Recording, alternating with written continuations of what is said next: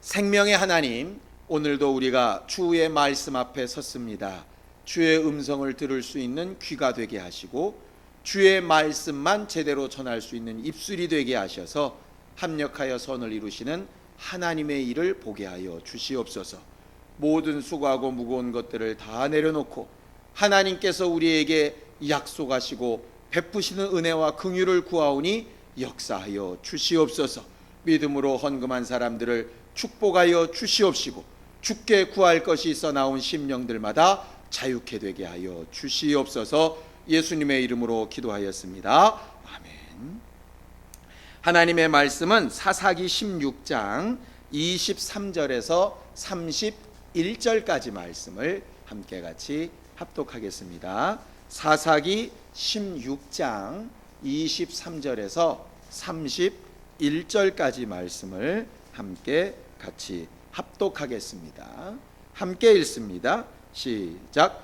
블레셋 사람의 방백이 가로되 우리의 신이 우리 원수 삼손을 우리 손에 붙였다 하고 다 모여 그 신 다곤에게 큰 제사를 드리고 즐거워하고 백성들도 삼손을 보았으므로 가로되 우리 토지를 헐고 우리 많은 사람을 죽인 원수를 우리의 신이 우리 손에 붙였다 하고 자기 신을 찬송하며 그들의 마음이 즐거울 때에 이르되 삼손을 불러다가 우리를 위하여 제주를 부리게 하자 하고 옥에서 삼손을 불러내어 삼손이 그들을 위하여 제주를 부리니라. 그들이 삼손을 두 기둥 사이에 세웠더니 삼손이 자기 손을 붙든 소년에게 이르되 나로 이 집을 버틴 기둥을 찾아서 그것을 의지하게 하라 하니라. 그 집에는 남녀가 가득하니 블레셋 모든 방백도 거기 있고 지붕에 있는 남녀도 3,000명가량이라. 다 삼손의 제주 부리는 것을 보더라. 삼손이 여호와께 부르짖어 가로되 주 여호와여 구하옵나니 나를 생각하옵소서.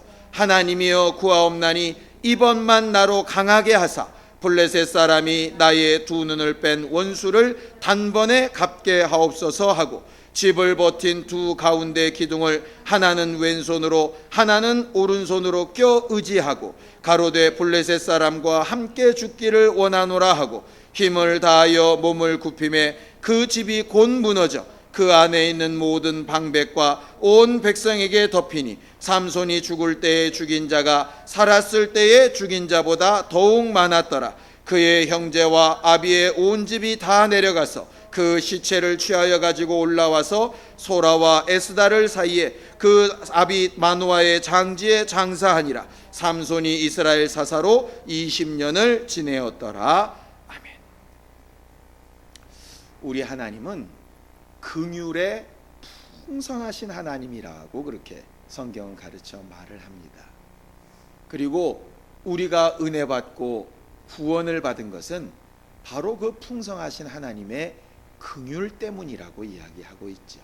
자, 에베소서 2장 4절 5절을 함께 좀 보겠습니다.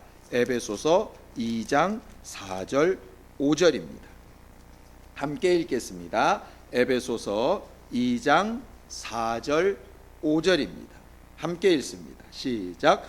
긍휼에 풍성하신 하나님이 우리를 사랑하신 그 큰 사랑을 인하여 허물로 죽은 우리를 그리스도와 함께 살리셨고 너희가 은혜로 구원을 얻은 것이라 이렇게 말하고 있습니다. 신앙생활은 하나님의 긍휼하심에 거하려고 하는 것이고요, 하나님의 긍휼하심을 구하는 것입니다. 비록 죄를 지었어도, 비록 죽을 수밖에 없는 상황에 처했어도, 비록 세상 사람들은 다 인정하지 않고 심지어는 나조차도 나를 용서할 수 없을 만한 상황에 이르렀어도 하나님의 긍휼하심에 나를 의탁해서 용서받고 세임을 얻고 회복하려고 하는 것이 신앙생활이라. 그래서 믿지 않는 사람들이 볼 때 신앙인들은 마치 어떻게 보이느냐 하면 사람들이 참 양심도 없고 아니면 어쩔 때는 정말 비굴해 보이게 되는 것이죠. 죄를 졌으면 책임을 좀 져야지 말이야. 뭔가 잘못했으면 스스로 뭔가 그것을 감당을 해야지. 자꾸 왜 하나님에게 가서 그것을 이야기하느냐. 않다고 그렇게 세상 사람들은 이야기합니다. 그걸 다른 말로 하면 자기의라고 부르거든요. 신앙생활하면서 자기의 의를 주장하면 주장할수록 결코 하나님의 긍휼하심 안에 들어갈 수가 없습니다. 몇 주 전인가요? 우리가 금요기도의 시간을 통해서 끝까지 자기 공로를 좀 부인하자, 기도원 사건을 보면서 제가 그렇게 말씀 전했던 기억이 납니다.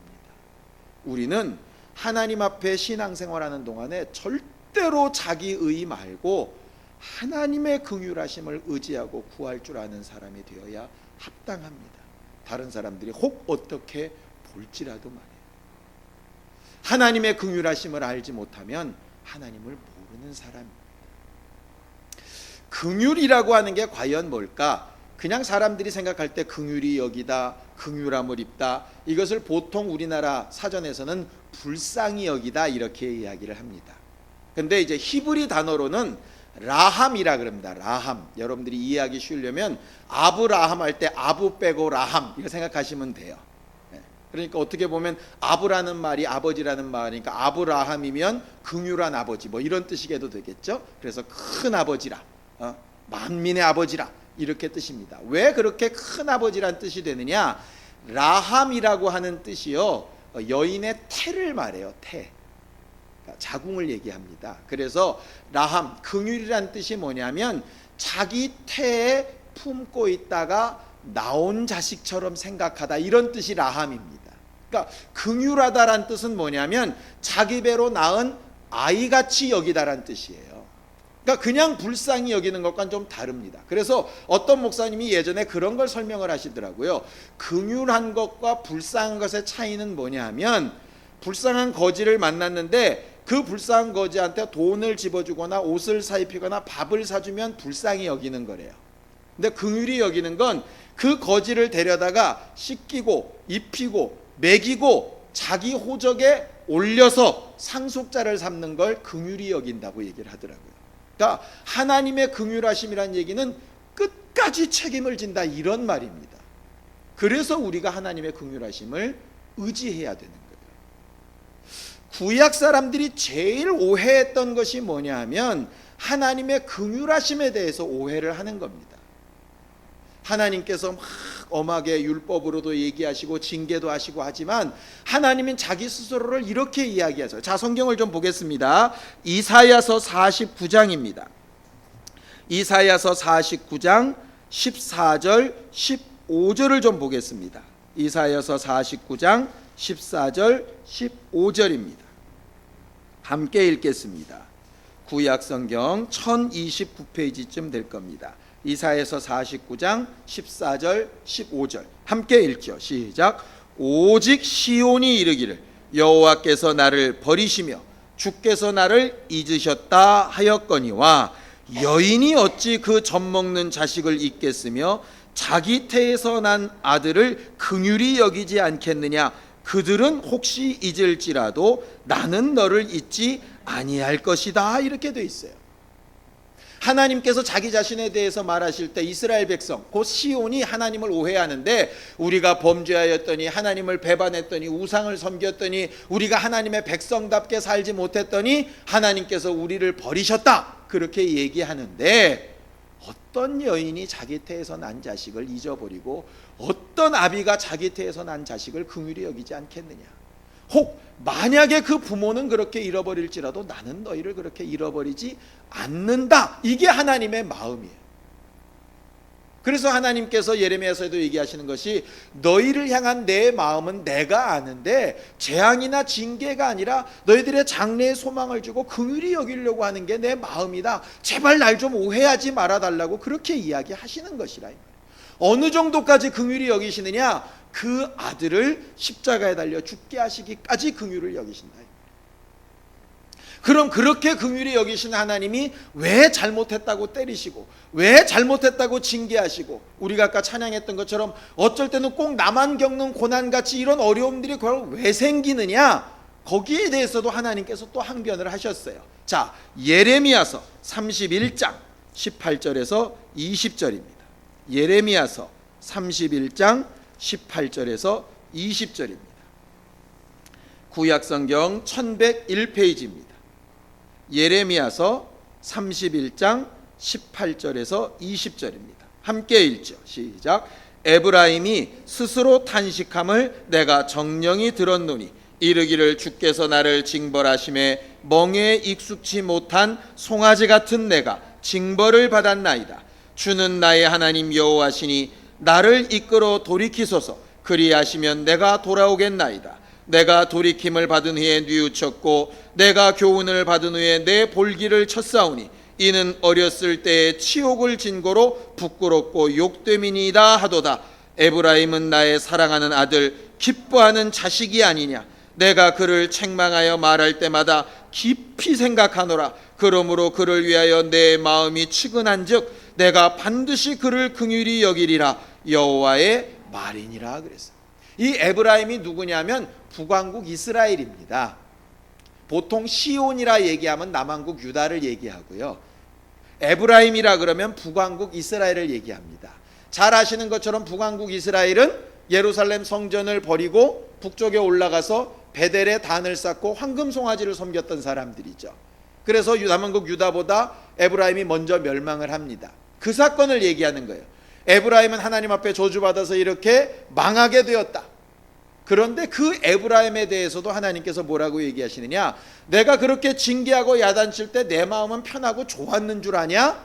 나도 깊이 생각하고 어떤 것이 그들에게 더 유익한 거를 정말 계산하고 측은히 여긴 다음에 그 다음에 그들에게 징계도 하였고 또 긍휼히 여기는 게 나다. 결과적으로 아까 이사야서에서는 모성에 대해서 이야기한다면, 난 얼마든지 너희를 품고 절대로 잃어버리지 않겠다 하는 모성을 얘기한다면, 예레미야서에서는 정말 때려서라도 제대로 된 길을 가게 만들려고 하는 부성을 가르치는데, 둘 다 근본은 뭐냐? 긍휼하신 하나님이라 이 말이에요.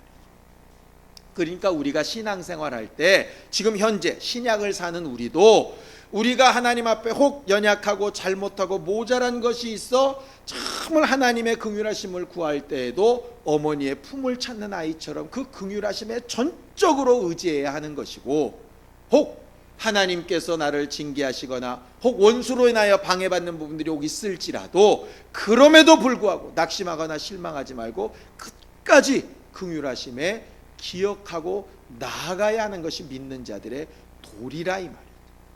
기도는 오직 그 긍휼하심에 정말 의지하는 것입니다. 그래서 예수께서도 두 사람의 기도를 비유로 들어 얘기하시죠. 한 사람은 바리새인과 제사장의 기도입니다. 그들은 의가 많아서 하나님, 나는 저 죄인처럼 정말 다른 죄도 짓지 않았고 금식도 했고 율법도 어기지 않았고 이래가면서 기도합니다. 하나님께서 그 기도에 관심이 없으시죠. 그런데 한 세리는 너무너무 죄악이 커서 감히 하늘을 우러러 하나님을 쳐다보지도 못하고 하나님 앞에 정말 자기를 긍휼히 달라고 부탁하며 기도합니다. 기도가 뭘까? 하나님의 긍휼하심을 구하는 게 기도입니다. 하나님, 나 이렇게 행했으니 날 도와주시오, 이렇게 하는 것이 아니라 내 연약함과 부족함을 내려놓고 정말 하나님의 사랑과 은혜와 긍휼하심을 기대하고 소망하는 것이라. 문제는 뭐냐?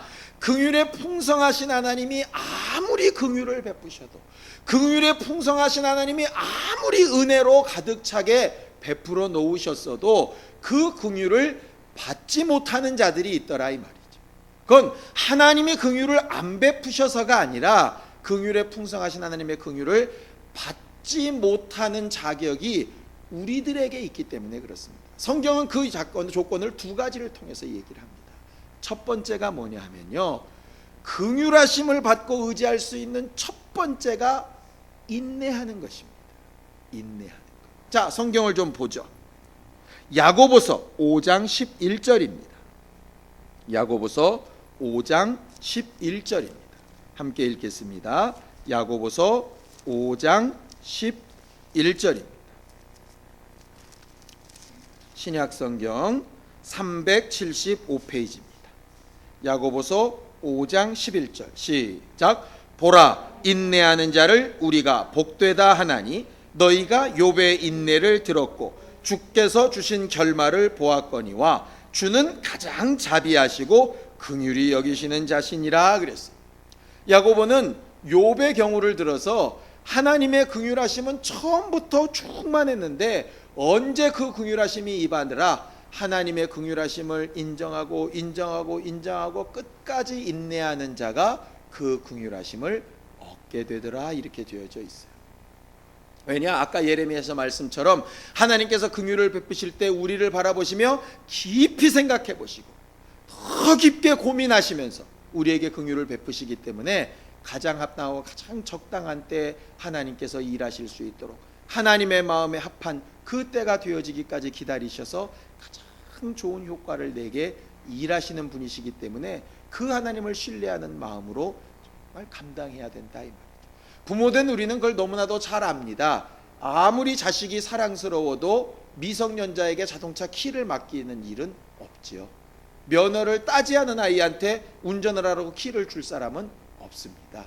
반대로 면허를 따고 자격이 됐다면 하기 싫다고 해도 좀 해보라고 이렇게 하게 되는 것이 부모가 되는 것인 것처럼 하나님의 긍휼하심은 마치 그와 같다, 이 말이죠. 이 인내하심은 누구의 특성이냐? 하나님의 특성입니다. 그 하나님의 특성을 본받는 인내하는 자에게 긍휼하심이 임하게끔 되어져 있어요. 자, 오늘 성경 본문으로 돌아가면은요, 우리가 너무나도 잘 아는 삼손 사건을 나타내고 있습니다. 삼손 사건은 여러분들이 잘 아시죠? 삼손은 하나님께서 그 태중에 나기 전부터 나실인으로 이렇게 구별해 놓으신 사람입니다. 나실인은 우리가 지난주에 본 것처럼 세 가지 조건이 있습니다. 하나는 포도주나 독주를 마시지 않는 것, 결국 포도나무의 소산을 먹지 말아야 되는 것. 두 번째는 부정한 것을 먹지 말아야 되는 것, 주검이나 이런 것들을 가까이 하지 말아야 되는 것, 부정한 것. 세 번째는 머리에 삭도를 대지 않아서 하나님께서 그가 하나님의 사람이라고 인정하신 것을 남들에게 증거하는 것. 이 세 가지가 조건입니다. 마노아와 그 아내에게도 그것을 명령하셨고 삼손도 그것을 잘 지켜 행하였어요. 그것을 지켜 행할 때에는 비록 블레셋 사람의 여자와 결혼하려고 했을 때에도 남들이 볼 때는 다 아닌 것처럼 보여도 그것이 정말 하나님의 뜻대로 되어지는 길을 잘 인도받게 됩니다. 그런데 그 뒤로 삼손이 계속해서 여러 가지 실수를 하게 됩니다. 첫 번째는 뭐냐면 포도나무 소산을 먹지 말아야 되는데 이 삼손이 포도원에 들어가게 돼요. 포도원에 들어갔다가 거기서 어린 사자 한 마리를 만나게 됩니다. 그래서 그 사자를 염소 새끼처럼 입을 찢어서 죽이게 되죠. 포도주를 직접 마셨다는 기록은 없지만 잔치 자리에, 그의 약혼 자리에, 친구들과 함께하는 자리에 그 포도주가 끊이지 않고 취한 사람들의 얘기가 나오는 거 보면 분명히 그 부분에서 하나님과의 계약이 깨졌어요. 근데 문제는 뭐냐면 나실인의 계약 3개 중에 하나가 깨졌는데도 하나님께서 삼손을 떠나지 않으십니다. 그래도 하나님께서 계속해서 그를 인도해 나가시기 시작하세요. 두 번째 잘못은 뭐냐면 그 여자와 약혼하려고 하고 돌아오다가 그 포도원에서 죽은 사자의 시체가 다 뜯겨 먹여지고 그 시체에 벌들이 벌집을 지어놓은 것을 보게 되죠. 그리고 나서 그 짐승의 시체 가운데 있는 꿀을 먹게 됩니다. 그게 이제 부정한 것을 먹지 말아야 되는 것에 어기게 되는 일이 생기는 거예요. 3가지 중에 벌써 2가지를 어겼습니다. 그럼에도 불구하고 하나님의 역사가 그를 떠나가지 않으세요. 그래서 그가 나귀턱뼈 하나를 가지고 블레셋 사람 1000명을 때려 죽이기도 하고 블레셋 사람의 모든 밭을 여우 꼬리에다 회를 묶어가지고 다 불태우기도 하고 하는 사사의 역할을 능히 감당하게 됩니다. 그런데 결정적인 것은 뭐냐면 마지막 3번째 들릴라에게 속아서 몇 번이나 거짓말로 넘어가고 하다가 결국은 그 여자의 유혹에 빠져가지고 결국 자기 머리카락을 베면 그것이 자기의 힘이 떠나게 될 거라고 자기 입으로 얘기를 하게 되죠. 많은 사람들이 삼손의 힘이 머리카락에서 나온다고 자꾸 얘기를 하고 삼손도 그렇게 말하고 있습니다. 그런데 거기는 분명히 하나님의 신이 떠나고 안 떠나고의 문제라고 되어져 있어요. 하나님의 신이 언제까지 안 떠나느냐?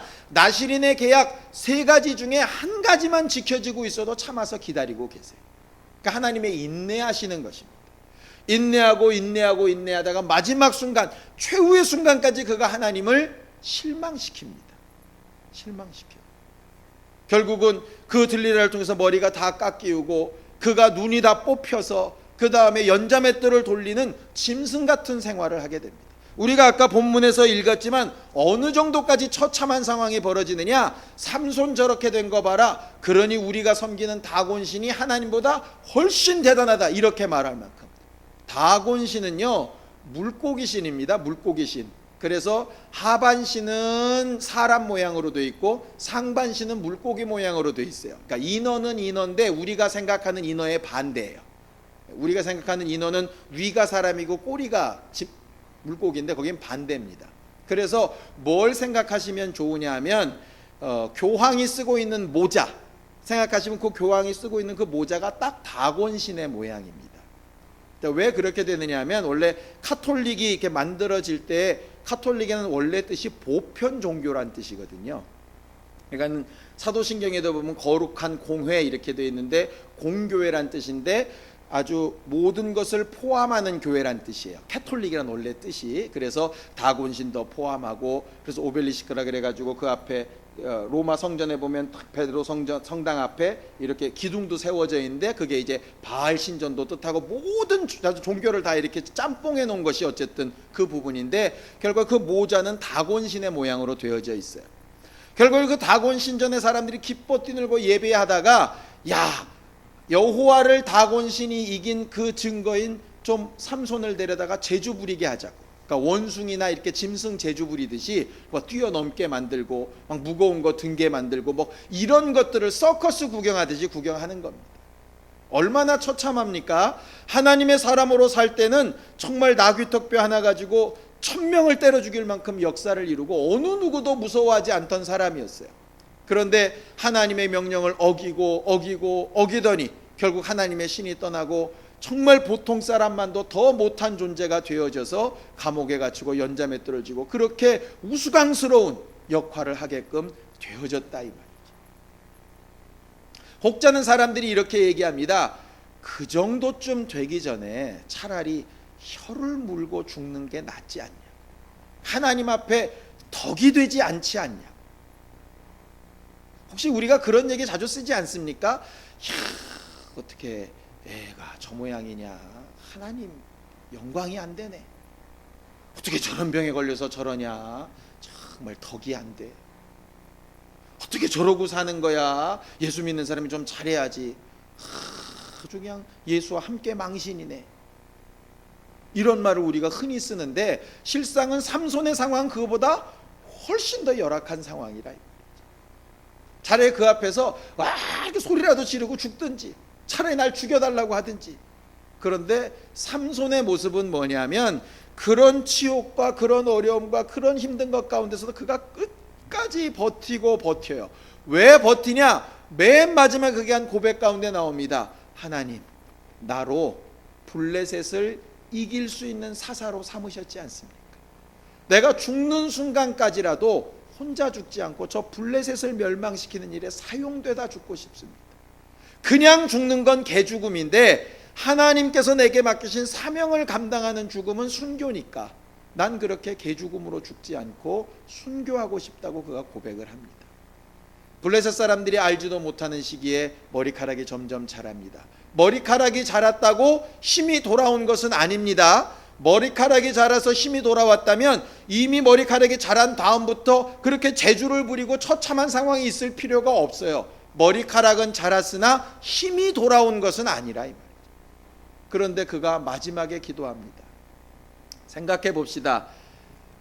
양심이 있으면 정말 자기가 의로운 일을 하다가 지금 이렇게 위경에 빠진 것도 아니고 이방 여자를 3번이나 탐합니다. 첫 번째 약혼할 때는 하나님께서 허락하셔서 그랬다고 치자고요.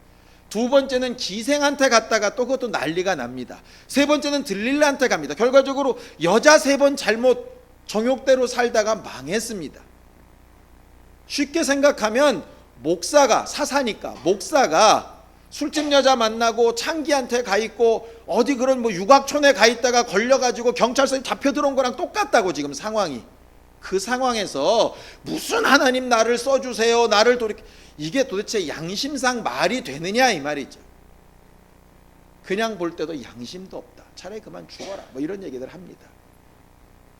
쉽게 얘기할까요? 여러분들이 처한 상황이 어떨 때 보면 내가 그때 하나님 앞에 그렇게 잘못했는가 보다, 하나님과의 약속을 어겨서 그런가 보다, 그렇게 생각될 수 있습니다. 내가 사람 앞에 이렇게 하나님의 영광을 제대로 잘 못 돌려서 그런가 보다, 그렇게 생각할 수 있습니다. 내가 하나님 앞에 더 잘 신앙생활을 했는데 그렇게 못해서 그런가 보다, 그렇게 생각할 수 있고요. 여러 가지 말로 우리가 정죄받고 잘못된 것을 나도 알고 남도 알고 하나님도 알고 다 알 수 있습니다. 그래도 끝까지 잃어버리지 말아야 될 것은 뭐냐면 하나님의 긍휼하심 앞에 기도하는 담력은 잃어버리면 안 된다. 사람들은 욥의 아내처럼 차라리 혀를 물고 죽어라 할지 모르겠지만 우리들의 믿음은 거기서 벗어나야 한다. 그 대표적인 예가 누굽니까? 베드로입니다. 베드로. 예수의 수제자라는 베드로가 예수를 3번이나 부인하고도 다시 수제자의 자리에 오르고, 예수께서 부탁하신 것처럼 다시 형제들이 연약하고 어려워졌을 때 그들을 위로하고 나도 그랬다고 다시 새 힘을 북돋을 수 있는 긍휼한 사람이 될 수 있었던 것은 정말 긍휼하신 하나님을 인정했기 때문이에요. 반대로 가룟 유다는 자기 죄에 못 이겨서 죽어버리니까, 인내하지 않고 포기해버리니까 하나님께서 그를 구원하실 수 없고 하나님의 긍휼이 그와 상관이 없이 되지 않더냐. 결과적으로 기도하는 우리에게 요구되는 것은 첫 번째 뭐냐면 하나님의 긍휼하심에 대해서 끝까지 인내하는 겁니다. 사람들이 욕하는 일에 반박할 것도 없습니다. 사람들의 손가락질 안에 고개 숙이고 막 낙심할 것도 없습니다. 하나님의 긍휼하심이 나를 덮으시면 얼마든지 역사할 거고, 하나님의 긍휼하심을 얻지 못한다면 어쩔 수 없겠죠. 그러니 어디에 목숨 걸어야 되느냐? 내 의나 내 삶이나 과거의 후회에 목숨 걸어야 될 것이 아니고 지금 내게 베푸실 하나님의 은혜에 목숨을 걸어야 하는 것이라. 삼손은 그것 때문에 결국 회복되어집니다.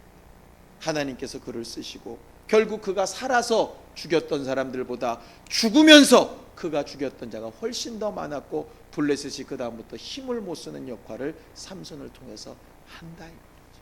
그런 처참한 상황이 없었으면 더 좋았겠지요. 그러나 만약에 혹 그렇더라도 긍휼하신 하나님의 역사는 그대로 이루어집니다. 두 번째 조건은 뭐냐? 그런 긍휼하심을 얻은 사람이 어떻게 하기를 원하시느냐? 자, 성경을 보죠. 야고보서 2장 13절입니다. 야고보서 2장 13절입니다. 함께 읽죠. 신약성경 372페이지입니다. 야고보서 2장 13절입니다. 함께 읽죠. 시작. 긍휼을 행하지 아니하는 자에게는 긍휼 없는 심판이 있으리라. 긍휼은 심판을 이기고 자랑하느니라. 이렇게 되어 있습니다. 예수께서 1만 달란트 빚진 자의 비유를 들어서 이 내용을 설명하셨어요. 하나님의 긍휼하심을 얻기 위해서 인내함으로 끝까지 기도하며 간구해라. 그럼 하나님께서 반드시 그 긍휼하심을 얻게 하신다. 그건 하나님의 약속입니다. 삼손 같은 자도 베드로 같은 자도 반드시 그 긍휼하심을 얻게 하신다. 오늘 이 저녁에 우리가 기도하고 하나님의 긍휼하심을 얻을 때 어떤 죄를 졌든지 어떤 잘못을 했든지 과거에 어떤 사건이 있었든지 상관없이 하나님은 분명히 우리에게 긍휼을 베푸시고 은혜 받게 하실 겁니다. 그 다음이 중요한데, 그렇게 긍휼하심을 얻은 사람이라면 당연히 그 긍휼함을 베풀어야 되겠죠. 그 긍휼함을 베풀지 않으면 긍휼 없는 심판이 너를 기다리고 있다. 이렇게 말씀하고 있습니다. 삼손이 이렇게 긍휼하심을 얻을 수 있었던 이유 한 가지가 있는데 그게 뭔지 압니까? 삼손이 블레셋 사람들의 밭을 다 불태운 다음에 블레셋 사람들이 삼손을 붙잡으러 왔습니다. 근데 삼손이 유대 지역으로 도망을 갔어요. 블레셋 사람이 몇 명이 잡으러 왔냐 그러면 1000명이 잡으러 왔습니다. 나중에 한번 읽어보세요. 그 앞에 15장을 1000명이 잡으러 왔는데 유다 사람들은 몇 명이 있느냐? 3000명이었습니다. 그러면 막말로 삼손을 지키겠다, 삼손이 우리의 사사다 이렇게 생각했으면 그 3000명이 블레셋 사람 1000명이랑 붙어서 못 이기겠냐고요. 그런데 그 유다 사람들이 어떻게 하느냐? 3000명이 모여서 산속까지 올라와서 삼손을 잡으러 옵니다. 그래서 야, 너 때문에 우리가 죽게 생겼다. 그러니 내가 너를 죽이지는 않겠지만 너를 붙잡아서 블레셋에 넘겨야 우리가 행복할 것 같으니까 네가 좀 그렇게 해주라 얘기합니다. 삼손은 얼마나 열받겠어요. 자기 위해서 했나요? 율의 백성을 위해서 했어요. 하나님의 명령 따라 했어요. 그런데 그렇게 위하였던 그 백성이 자기를 잡아서 넘기겠다 그럽니다. 그런데 삼손이 딱 한 가지만 약속해 달라 그럽니다. 너희 손으로 나를 죽이지 않겠다고만 약속해라. 그럼 내가 너희 말대로 결박당해서 블레셋으로 가겠다. 그렇게 긍휼을 베풀어요. 그리고 나서 실제로 결박당해서 간 다음에 그 상태에서 일어났던 일이 뭐냐면 나귀턱뼈를 가지고 1000명을 때려주는 역할이 나타납니다. 삼손이 긍휼을 베풀었더니 하나님께서 마지막 순간에 긍휼을 베풀어내시죠. 결과적으로 하나님께서 우리에게 요구하시는 것 단 두 가지입니다. 어떤 상황에서도 너도 너를 용서할 수 없을 때에도 인내함으로 주의 긍휼을 구할 수 있겠느냐? 첫 번째. 두 번째, 긍휼하심과 은혜를 맛봤다면 너는 그 긍휼함을 나타내는 사람이냐? 그것입니다. 두 가지를 결합하면 이렇게 되겠죠. 큰일 났네. 긍휼하심을 내가 얻어놓고도 긍휼하지 못한 때가 너무 많이 있었는데 그것조차도 또 포기하지 아니하고 긍휼을 구하고 그 다음에는 또다시 긍휼을 베풀려고 하면 되겠죠. 이 인내와 긍휼을 베푸는 두 가지 사건을 계속 반복하는 것이 우리의 신앙 생활입니다. 우리가 기도할 때 그 두 가지를 분명히 기억할 수 있게 되기를 예수님의 이름으로 축원합니다. 오늘 저녁에 기도할 때 혹시 내 죄나 허물이나 연약한 것이나 잘못된 것들이 기억난다면 그것 얼마든지 하나님 앞에 주의 보혈을 의지해서 회개하고 맡기고 무거운 짐을 내려놓고 고통의 멍에도 내려놓고 정말 자유케 되기를 예수님의 이름으로 축원합니다. 그리고 혹여라도 내가 또 남을 긍휼히 여기지 못하고 비난하고 핍박하고 난도질하고 했던 부분들이 있다면 그 부분도 당연히 회개하고 내가 긍휼 있는 심판을 얻기 위해서라도 정말 긍휼한 사람이 될 수 있도록 내 자식 같으면 내가 어땠을까 이 생각으로 돌아볼 수 있었으면 정말 좋겠습니다. 앞으로 무슨 일을 할 때 목사인 저도 마찬가지입니다. 성도들과 함께 하다가 성도들한테 실망할 때도 있고 여러분들이 또 저를 볼 때 목사에게 실망할 때도 있겠지요. 그때 단 한 가지 조건이면 모든 것이 끝날 수 있습니다. 내 자식이면 내가 어떻게 할까? 그러니 목사가 어쩔 때는 성도를 야단칠 수도 있겠죠. 어쩔 때 성도들이 목사에게 그러면 안 된다고 얘기할 수도 있겠죠. 그런데 그 마음 중심이 부모가 생각하는 것처럼 된다면 그건 긍휼에서 나오는 것이라. 긍휼이라 그래서 모든 것이 다 좋고 모든 것이 다 입을 다물고 하는 것은 아닙니다. 긍휼히 여기고 긍휼하심을 얻는 것은 아버지와 자식 간의 관계를 맺는 것이요. 하나님께서 너는 내 자식이 되고 나는 내 아버지가 될 것이라 하셨던 그 말씀이 곧 긍휼하심의 가장 끝에 있는 것입니다. 오늘 저녁도 우리는 하나님 아버지 그렇게 부르고 기도할 겁니다. 그 긍휼하심이 우리 안에 충만할 수 있도록 예수의 이름 두 번 부르고 간절히 같이 기도할 때 내게 긍휼 베풀어 주시고 긍휼함을 얻고 또 나타내는 사람이 되게 하여 주시옵소서. 예수의 두 번 부르고 간절히 같이 기도하겠습니다. 거룩하신 하나님 아버지, 하나님께서 오늘도 우리에게 긍휼을 베푸셨기에 이렇게 또 나와 다 내 주 예수의 이름을 부르며 기도하며 간구하게 하심에 감사합니다. 다른 것을 자랑하고 주장하는 자들이 아니라 오직 주 예수의 은혜와 주의 긍휼하심만 말하고 증거하며 의지할 수 있는 믿음의 사람들이 다 되도록 우리 모두를 도와 주시옵소서. 지각이 있고 또 나름 신앙생활에 온 일들이 있어서 무엇이 옳고 그르고 잘못되고 잘되고를 잘 알기 때문에 어쩔 때는 내 자신을 용서하지 못할 때도 있고 다른 이들을 비난하거나 비판할 때도 많이 있지만 내 자신에 대해서는 인내함으로 끝까지 긍휼하심을 구하는 자들이 되게 하여 주시옵시고 다른 이들에 대해서는 긍휼하심을 입은 사람답게 긍휼을 베풀며 살 수 있는 믿음의 사람이 되게 하여 주셔서 이 두 가지 일로 주의 긍휼하심이 우리를 떠나가는 일이 없게 만들도록 도와 주시옵소서.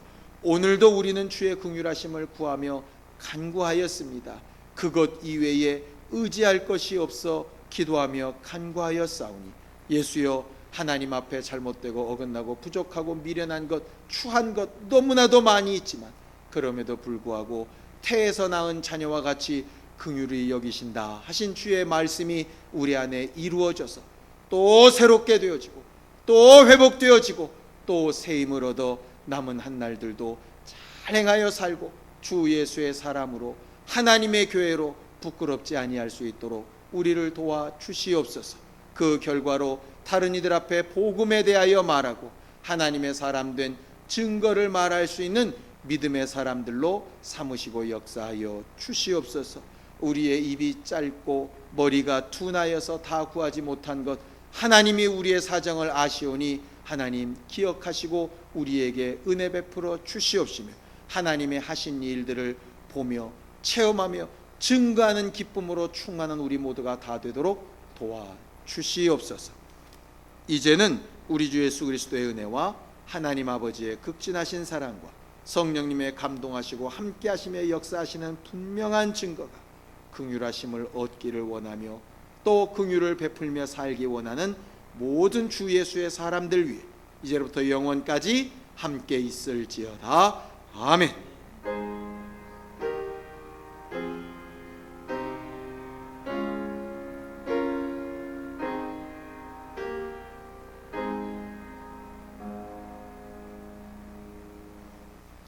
우리 기도 들으신 하나님 앞에 감사하는 박수 끝내겠습니다. 수고하셨습니다. 감사합니다.